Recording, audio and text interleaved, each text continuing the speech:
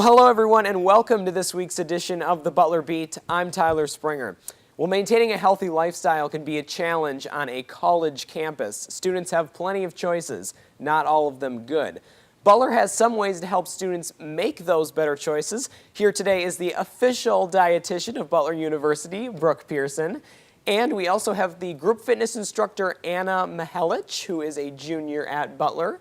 Thank you both for being here. And Brooke, I want to start with you because I've been noticing a trend ever since I've been on campus. And I don't know if you've noticed this or not, but it's kind of concerning to me that ever since they've been having these call-out meetings, to get people involved at Butler, which is great, there's two things that students are really attracted to at these things, and they're pizza and they're cookies. So while this might be good to get students involved and get them to these meetings, are they bribing students kind of in an unhealthy way as far as diet goes? Well, pizza doesn't have to necessarily be an unhealthy choice, and even cookies can be, made healthier or right. Served. Smaller sizes can be served. So I think it's always good to offer, a simple something along with the pizza, maybe some carrots and a dip or something. Some fruits and apples are in season, but with pizza, when you're ordering, typically the price is going to be the same if you're getting a whole grain crust or a plain crust. So go with the whole grain, maybe get the thin crust. Try to stay away from so many of the really high-fat meat toppings. Skip the extra cheese. Go for more vegetables, or at the very least, just a plain cheese. So, I know students are going to go, if I gave my son a choice of pepperoni or plain, he would pick pepperoni every time. But, right. Cut the pieces smaller. It'll go a little further, and right. People respond to food. There's no doubt about it. So, try to serve some healthy beverages too. Make sure there's plenty of water as opposed to soda. That might be another way to serve. Do you think that advertising that we have whole grain crust is going to get people to the meetings, though? Well, maybe not so much, but I think sometimes when people, saying pizza from, a popular place, I think sometimes when people are faced with it, they're sort of maybe happy that there is a good choice there, because it might get people there because they're thinking, wow, it's a change from going to Atherton, or for dinner at night I get a slice of pizza. But I think there is a population that would be perfectly happy not having having some healthier choices. Sure. And there's also, the more that you do it, the more it becomes habit and kind of routine. So it's kind of about really being a trendsetter and changing what the norm is. That's awesome, yeah. And I'm from Minnesota, and in Minnesota, we don't have a cookie delivery company that will deliver cookies to your house or your dorm at 3 in the morning. I think it's kind of a dangerous thing to have. Is there, alternatives to that, or what are your thoughts about that? Well, I didn't know about it either till I had been working here, and people started telling me that, I order them a few times a week. So the first thing would be, put some limits on, when you can order, and have some, healthy choices, some healthy snacks in your dorm room. The other great thing is that the C Club is open late now, so I think it's open till midnight at least 4 or 5 days a week. So that is another place where you could go get a sandwich or, buy something else there are a lot of healthy choices in there that you could look for.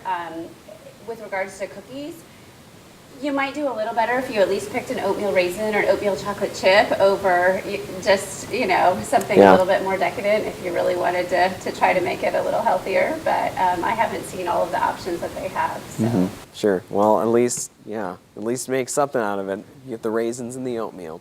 But it doesn't seem like it, but the holiday season is coming up, and that is one of the times of year where people go crazy for cookies, as well as fudge and brownies and a whole bunch of other stuff that's really not healthy. So as far, from a dietitian's perspective, what are some things that people can do to just try their best, even if they're at holiday parties every other day when it's coming up, especially college students, to try and stay away from those unhealthy holiday snacks?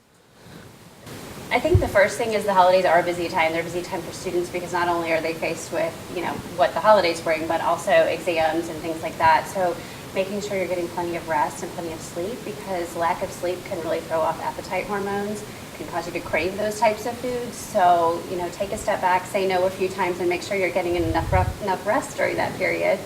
And then if you know you're going to be going somewhere, it's a fun time. Everybody wants to enjoy, that's Christmas cookies. So you just plan ahead a little bit. Make sure you have something to eat, preferably something, healthy, a few hours before you go. Make sure you don't show up just starving. Have a glass of water, and then get your plate, take your plate, and then move away from the table. I think part of it is just find another diversion, go visit with your friends, visit with your family, take your one plate and get away from the food. That way you're able to control the portions a little bit more. If you have a chance to bring something, there's lots of fun appetizers that can be a little bit healthier, or you could take your favorite one and substitute some ingredients. You can look up a new recipe or just simply substitute a light version for a regular version. For example, apples and caramel dip. That's I've even seen them made into turkeys on Pinterest. So there are lots of creative ways to bring something. Bring spinach artichoke dip and put lower fat cheese or sour cream in it, and bring some baked chips, or bring whole grain crackers instead of plain. Simple ways. If you can bring something, I always like to bring something that I like to eat too, and that is a little on the healthier side, knowing that there'll probably be plenty of other choices. So Right, and eating beforehand is a better idea than just going to the party and eating a bunch of unhealthy snacks? Maybe a few hours before. You don't want to overdo it, but having something light, maybe having a snack with some protein, a small salad, some chicken or a cheese stick, something that really will kind of, have some scrambled eggs, something that will kind of tide you over so you're not just starving. And I always like to think about the food group. So you're going to be eating a lot of sugary and maybe more carbohydrates. So focus on getting some vegetables, getting some protein before you go, and that can help. The other thing that usually happens at parties is that there are beverages, and trying to stay away from too many sugary or alcoholic beverages if those are available, and maybe trying to drink water in between time. Water not only kind of fills you up a little bit, but it also is going to save you some calories there. And you talked about the holiday season being a very busy time, and when things get busy, people get less sleep. So when you get less sleep, you're actually more hungry, is that correct? Yeah, you have a couple of appetite hormones, and unfortunately the one that tells your body that you're full can actually go down, and the one that says, hey, I need some food, can go up when you don't get enough sleep. And stress can also cause certain changes that really even after one night of sleep, sometimes you wake up maybe only getting 3 or 4 hours and you just crave unhealthy food. So sometimes just taking a power nap, getting some rest, even maybe before going to a party, take a little rest in the afternoon, so that you don't tend to have that. Go for those unhealthy snacks once you wake up. Yeah. Yeah, and to be honest, the average weight gain over the holidays isn't a lot. It's only really about a pound. Okay. But I think that sometimes people don't tend to lose that weight, and so over time, say over 5 or 10 years, you can put on a pound a year just at the holidays, and then if you put on any, at the other time. So can add up. It's not a killer, and people are busy. If you're out shopping and walking around, go out to the mall where you're walking instead of doing it all with the internet. It's a little crazy, but also plan fun events on days like Thanksgiving or Christmas around activity. Go out and, if the weather's nice, throw a football, or plan to do one of the walks or 5K runs that they often have around the Thanksgiving time and the holidays. So find some activities that are more active to do instead of just hanging out. Maybe do that before sitting down and watching football or whatever it is. So. Right. All right, so let's talk about Atherton and Resco. What's healthy, what's not, what should you go for, and what should you stay away from?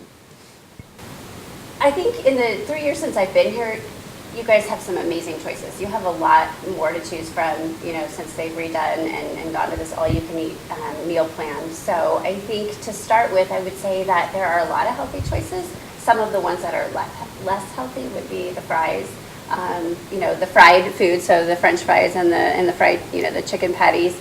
And also maybe the grilled cheese. It's probably so all that stuff over at the grill is just because no. it's made on white bread. So if you're not for whole grain bread, And you can try to fill your plate with half, fruits and vegetables. Grab a piece of fruit on your way out. The Mongolian is a great place to stock up on vegetables and protein. The homestyle section usually has just plain steamed vegetables, so that's another really great place to stock up on those. The salad bar usually has some options. In it, they have some dark greens. They have things like beans and chicken and olives, and get your fill up on lots of the vegetables and healthy fats and protein. Protein kind of makes you feel full the longest, so getting some of that in there. And then when you're opting for a sandwich, go with the whole grain, I would say. And then even the pizza they make, they have some good choices there, and you can always get a side salad. I think the other sort of pitfalls would be the sweet station. So just that is very tempting. Setting limits for yourself. It's unlimited cookies. Yeah, so it's really about, when I work with students and people, we usually set some goals, and sometimes it might be, well, I'm going to limit myself to one cookie a day, or and grab a piece of fruit. The other area that's a little less healthy, I think, is the cereal selection. I don't think they have a lot of really high fiber, low sugar choices, with the exception of oatmeal, but also getting some protein in at breakfast, some eggs, half a bagel with peanut butter is better than just a plain bagel, so those types of things. Sure. And when people aren't at Atherton or Resco getting their lunch or breakfast or whatever, they're over at Starbucks getting their pumpkin spice lattes. And I know that college students are busy and they don't get a lot of sleep and they need their caffeine. So as far as Starbucks goes, coffee, energy drinks, these things that a lot of college students drink a lot of, how healthy are they actually? Are there any benefits, or are there more cons than pros in this case? Well, moderate caffeine consumption is really, there have been so many studies on coffee, and they have yet to really show that drinking coffee is detrimental, at least in moderate amounts, to your health. So in fact, it can have some health benefits, as can drinking tea. The key is really moderation, and I brought my little Starbucks cup with me. I do enjoy Starbucks quite a bit.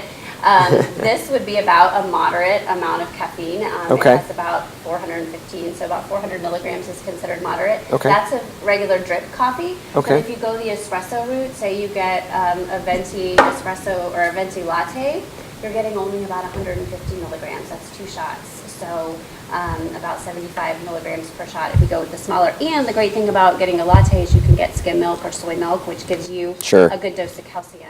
So the espresso drinks might be better than just the black coffee, as far as caffeine. Yeah, as far as caffeine, if you're really wanting to drink a larger beverage or to have a few drinks throughout the day. They are, of course, more expensive. So. Right, so there's a trade-off. Right, yeah. I think just staying away from the sugary beverages, the ones with a lot of whipped cream, that just to save calories. Once in a while they make a great treat, but on a regular basis, those calories are going to add up, and they're not really going to give you a health benefit. The amount of milk you're getting in your drink. Yeah, so. Cool. Well, thank you so much, Brooke. And I want to make sure we get over to you. And we were talking about how busy college students are, and they can't always get over to the HRC to work out. So as a group fitness instructor and with your experience, what are some things that students can just work into their daily routine to get their fitness in, even if they don't always have time to do a 3-hour workout? Yeah. Well, I think a big misconception is that you have to do your workout for an hour, at a time in total. I recommend splitting it up. Give yourself, if I'm going to study for an hour, then I'm going to go for a 15-minute walk. Now I'm going to study for another hour, do 20 push-ups. Split it up. Just little things. It doesn't have to be a set, determined, organized workout. Just something that's getting you moving, getting your heart rate up. And you'll notice that studying's better, studying's easier if you take those active breaks and everything. So I definitely recommend that. Just little, bouts of exercise. How many minutes should a college student shoot for in a day, just working out? Technically, the government says 30 minutes, 5 days a week of moderate exercise. But I think it's different for everyone, and it depends, again, on, your activity level, how much you're, how hard you're working, things like that. So I think it's hard to really say. I think everyone should have a personal goal and, just try their best to meet it, each day. Okay. So. Yeah, and obviously, group fitness has been very big, so group fitness is a great way, I would assume, as well as you teach a class. Yeah, what I like about that is you kind of get your social time in, too. So I have a lot of people, mainly girls. We're trying to get more guys to come to classes. But, big groups of girls come.